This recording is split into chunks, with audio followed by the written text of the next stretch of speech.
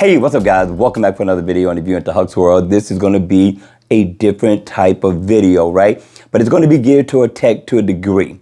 All right. So if you looked at the title, you know already that T-Mobile and Sprint gave me a headache out this world, right? Trying to buy the Galaxy Note 20 Ultra. Now, this is going to be story time. So just be patient with me. Hear me out and let me know if you've experienced this before. What did you do about it? And what was the outcome? Did you go with another carrier? Did you stay? Did you buy the phone? Did things work out in the end? This is the feedback I want to hear from you in the comment section down below after the video, right? So let's go ahead. Let's get started with this. First, this is what I did. Every single year, I buy the Galaxy Note. Every single year. There's not a year that goes by that I don't buy. I got the Galaxy Forever plan where I can upgrade to the newest and greatest smartphone every single year.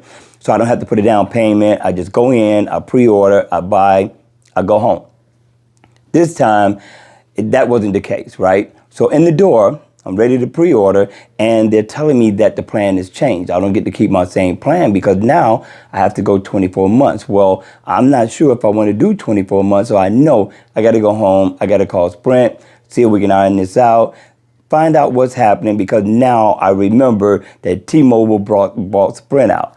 And so when I get home, I call Sprint. You know, we got it squashed really, really quick. The people worked with me and they really did a good job at rectifying the issue. They seen that I was a 20-year associate, well, a 20-year customer to the company. And of course, they want to take care of me. They want to keep me. So they say, hey, you can stay grandfathered in, but we cannot give you the $10 loyalty credit. And I'm like, cool. I'm okay with that, right? No problem. Now we get to the point of buying. Now, buying the phone is the issue now, right? Because now I didn't know that there was a down payment. I went ahead and I pulled up Best Buy and I looked up the Galaxy Note 20 Ultra 5G, the 512 gigabyte storage, right? Because I need more storage. I got 256 on the Galaxy Note 10 Plus. So I need more because I'm steady deleting. I don't have enough space. I'd be videotaping. Come to find out, it didn't finish and I have to start all over again like I had to do today, right? So what happened was, right, I'm like, okay, so what's up? It says now $150 down payment, right? And so I'm arguing that, right? I mean, I'm a 20-year customer. I'm quite sure they could take care of me, right, and waive this. Matter of fact, why aren't they treating Sprint customers like new people and allow them for the first year not to have to put anything down, right? Well, you can't argue that. They said there's nothing or no one you can talk to in order to change that. It is what it is. All right, fine, $150. Come to find out, it's more than $150. It ends up being total $1,500 for two phones because I get one for me and I get one for my wife. We upgrade at the same time every year. It simplifies things, right? And so I'm like, you got to be kidding. So that's $699 for each phone. That's not including the activation fee, right? So I'm asking them, I'm like, hey, how did you calculate that so far as how much I have to put down? I said, is it based off of my credit? They say, yes, it's based off of your credit, it's based off of how you paid your bill, and it's based off of how much the phone costs, right? They say, but hey, your payment goes down monthly. I said, I don't care about that. I'm not worried about the monthly payment. I said, I've never put down any money on the phone before. I said, but how did you come up with the price that you came up with? They couldn't break it down. They couldn't give me any explanation. Now, I know that I'm talking to a T-Mobile rep at this point because he's pretty fluent and he's standing his ground in what he's talking about so far as this down payment is concerned. He's not budging. Fine, right? So I need to understand why this is so high, right? So they were going to get a supervisor to call me back the next day. The supervisor didn't call me back, so I called them back. So we go through the same song and dance, and they were supposed to escalate it, and we were supposed to figure out this problem with the payment, see if we can get it reduced, and nothing. So I called them a third day. We go through these same changes, right? And on the fourth day, we're talking. And I got this guy on the phone, right? Now, I want to just go ahead. I want to buy my phone out, but I need to know who do I call? to pay this phone off so I can go to another carrier, right? And so the guy got an attitude with me. Now, he's profiling me, right? That's what I'm guessing, right? He's profiling me because he's looking at my file and he sees that I have called so many times. Now, regardless of how many times I call, I'm still a Sprint customer for 20 years. What do you mean you're going to transfer me to customer service and not take care of me? So I escalated it. I don't know if they're going to send it up the ladder because I know that they can, but I doubt if they do that. But at the same time, I thought it was rude. I felt like I was mistreated as a customer, as a 20-year customer with this company. And I'm talking about Sprint, although T-Mobile bought them out. And so we finally got to a place where they're not budging. I do want the phone. I do want to keep my plan. But before we do this, I need to go to Verizon, right? Because Verizon is the next best carrier that I think I can go to based off of the conversations that I had with a couple of people. And they said they never had a problem with the service. And one guy says that, he gets so much data.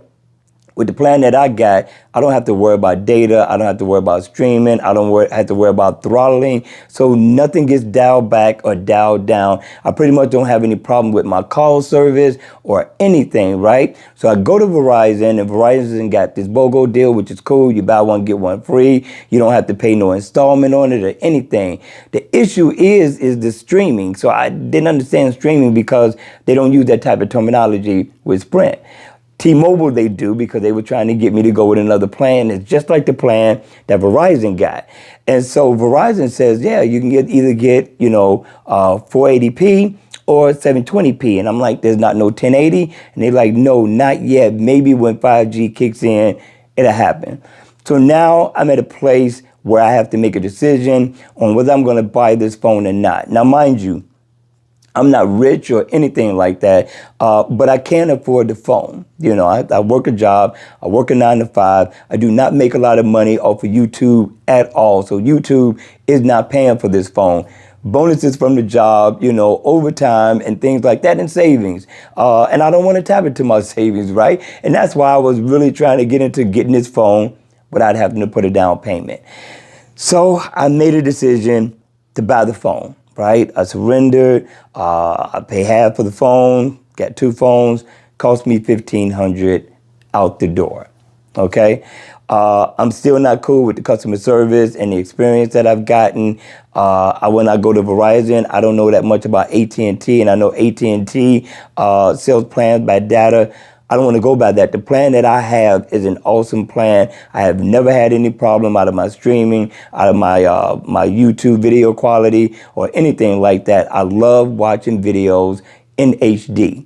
So that's my dilemma. That's my issue. Now, my question to you is, first, should I leave Sprint T-Mobile because I still have an opportunity to do so?